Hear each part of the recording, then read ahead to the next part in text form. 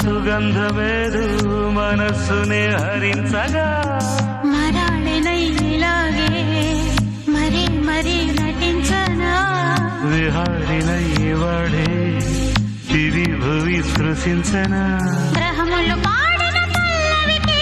జాబిలి ఊగెనులే కొమ్మలు తాకి